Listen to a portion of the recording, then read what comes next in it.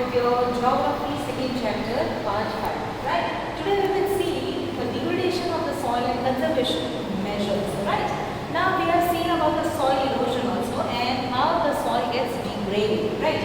Soil erosion and depletion are the major threats to the soil as a resources.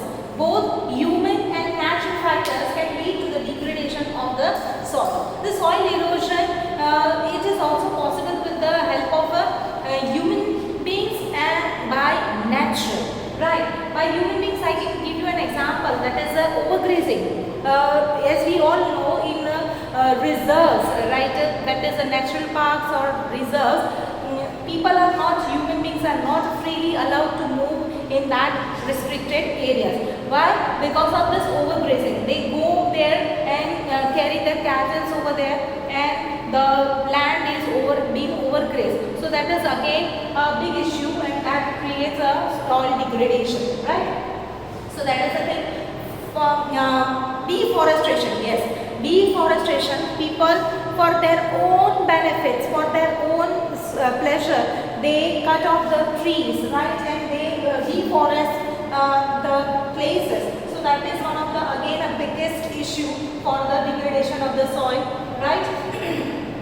Now overuse of chemicals, that is fertilizers and pesticides, is also again a problem of degradation. That also creates a problem of degrading the soil, right? Rainwash, yes, continuous rain is there in that particular area, or continuous, because of continuous rain the soil gets degraded. All the fertility, all the minerals, all the what you can say main ingredients which is helping for growing the plant, that gets eroded, that gets washed away into the rain, continuous rain. Landslide, yes, we have talked this about the landslide also in our previous lectures also.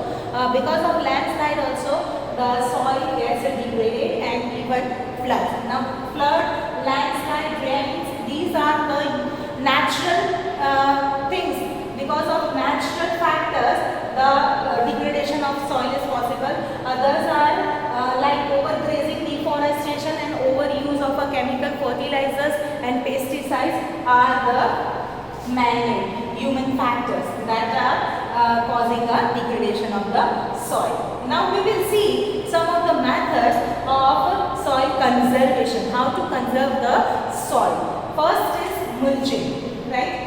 The bare ground between plants is covered with a layer of organic matter like straw. It helps to retain the soil moisture. Because of this straw, their moisture beneath the earth, beneath the soil, it retains the moisture level in that particular soil. So that is the mulching, right? Now next we will see is the counter barrier. Stones, grass, soil are used to build the counter barriers. Yes, to build the counter barriers, even stones are used, right? Grasses are used, soil are used to make that barriers along the contours, right? Trenches are made in front of the barriers to collect the water. Yes, particular trenches are made so that the water can be collected in that particular area, so that the field gets the proper water, right? Next is the rock dam. Rocks are piled up. Rocks are piled up, right? Rocks are piled up to slow the flow of water. Continuous flow of water is there, and if I put down I piled up the rocks, then the slope of the water, the flow of the water will be slowed down, right? So that is the thing. Rocks are piled up to slow down the flow of water, and this prevents the gully and further soil. Now because of this, because of the straw dam, the erosion of the soil or the degradation of the soil is less, right? Now next is the terrace farming. We will see about the terrace farming. Here you can see in the picture also that terrace farming. We have seen in the previous lectures also about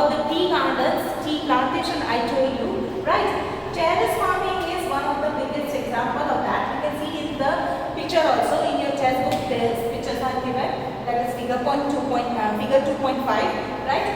Broad, flat steps or the terrace are made on the steps tea slope. Yes, steps. It is kind of a steps. If you have seen the tea garden, tea plantation, you can find that it is always like a steps.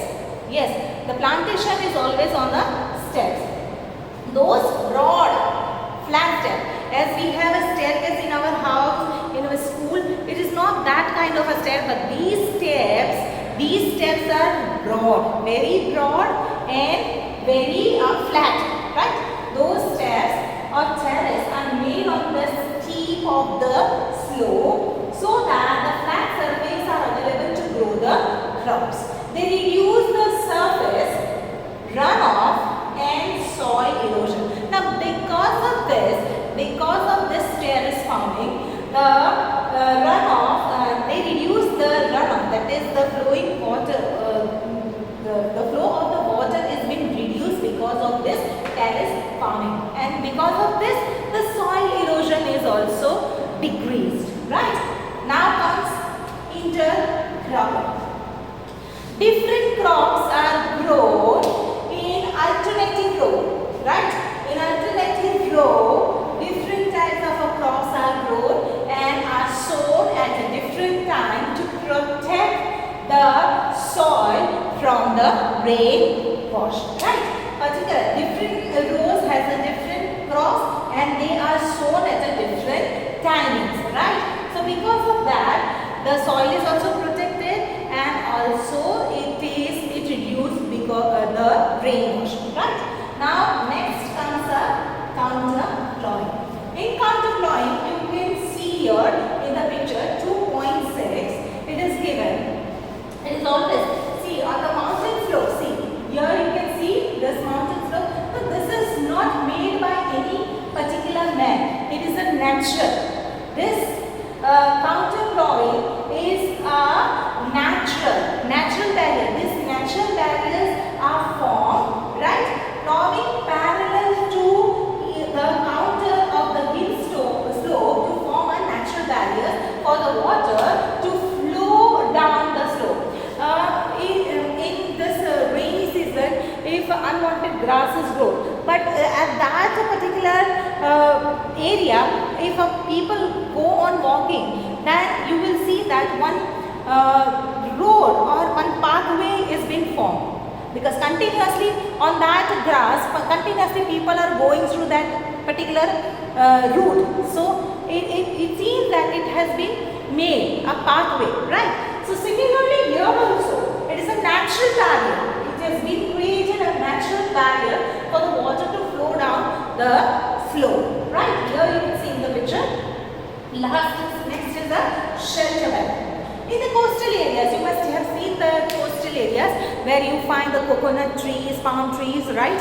And in deserted areas, you find the date palms, right? Now, because of that, they reduce the flow of the wind. Because of the coastal area, the flow of the wind is much, right? Now, because of this shelter bands, that is in the coastal and the dry region, rows of trees are planted to check the wind movement, to protect the soil cover. Now, to protect it from the wind, you will find on the coastal areas all the coconut palm or all the coconut trees. Even in deserted areas, you will find the date palms. So, because of that the wind has been checked. Wind is being checked and it is not being carried away, and because of that the degradation of soil is not being possible. It reduces that, right? So that is thing.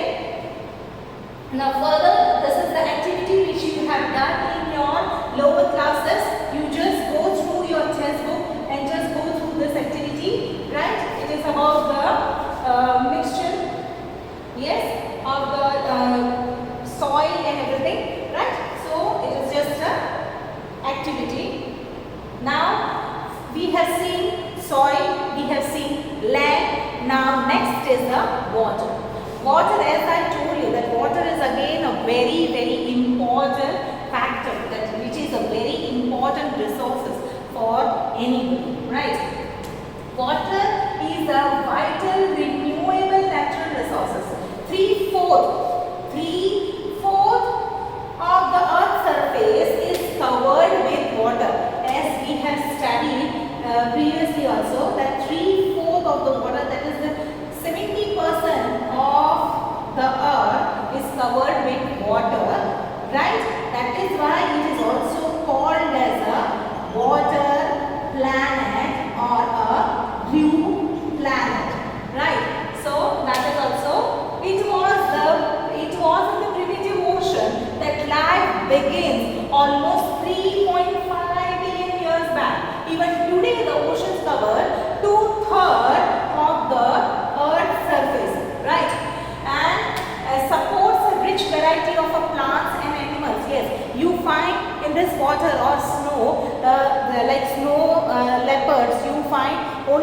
the this snow where there is a in a frigid zone, especially you find the snow leopard, polar bear only in a frigid zone, which is only snowy area, right? You cannot find in desert the snow leopard or the polar bear, because they cannot retain, they cannot exist, or they cannot survive in that particular area. They need particular specific kind of a climate to survive, right? Even today the ocean covers 2/3 of the earth's surface and support a rich variety of plants and animals, right? The ocean water, however, it is saline, but still in ocean we find n number of plant species and n number of aquatic animals. You have water kingdom also, so n number of animals are found under the water, under the ocean. Which is ocean water is not good to consume, which can be consumed by the human, because as it is not a drinkable water, because the salinity is much more in that water, and that person cannot consume it, right? Fresh water accounts for only about 2.7%, and nearly 60% of this occurs as ice sheets and glaciers in the Antarctica, Greenland and mountain regions. Now these are the location, they are inaccessible, because they are at the frigid zone, they are not able to access, right? As I told you, only 1%, in first lecture only I told you that only 1% of water is fresh water, and which is drinkable. Yes, only 1%, right, of a fresh water is available, and which is fit for the human use. It is found as either it is found as a groundwater, as a surface water, either on the lake, rivers, receivers, right, and water vapors in the atmosphere, right. Fresh water is therefore the most precious substance on the earth, and water can neither be added nor subtracted on the earth. Water cannot be added, neither it can be subtracted, right? This cannot be done because our earth is constant. It is not going to add or not going to reduce. Right? So its total volume remains constant, and its abundance only seems to vary because it is in the constant motion, cycling through the ocean and the air, the land as a back again through the process of evaporation, precipitation and runoff. This you have already done in your science also. You must have learned about the water cycle. It is that only, right? So here as we know that earth remains constant, it is not going to be added. It is because of the constant increase in population. Because of constant increasing of a population, we face a problem in having a lack of water. We have a lack of food, we have a lack of land where to reside. Yes, proper jobs will be not be available, proper clothing will be not be available. If these are the things that, because earth is this much only, but day by day population is increasing, so n number of problems will arise with the increasing population. Now humans use a huge amount of water not only for the drinking and washing, but n number of other activities are also taking place because of the water, right? First and foremost is the water for agriculture. Yes, industries also use water. Generating electricity, to generate electricity also water is used. Hydroelectricity, right, through the reservoirs of a dam are the other usage. Increasing population, rising demands for the food, as I told you right now, right, and catchment, increasing urbanization and rising standard of living are the major factors leading to the shortage in the supply of fresh water, either due to drying up of water source or the water pollution. Yes, because of our selfishness, we are polluting water. We are not thinking about the next generation. Maybe if we don't take care about our receivers, then water will be polluted, and it will be in near future we will face the problem of the water scarcity. So please save water, save the planet, save the earth. Right? Next, problems of the water availability we will see in our next lecture. By the time, check your notes and go through all the textbooks and activities which are there in your textbook. Thank you. Have a nice day.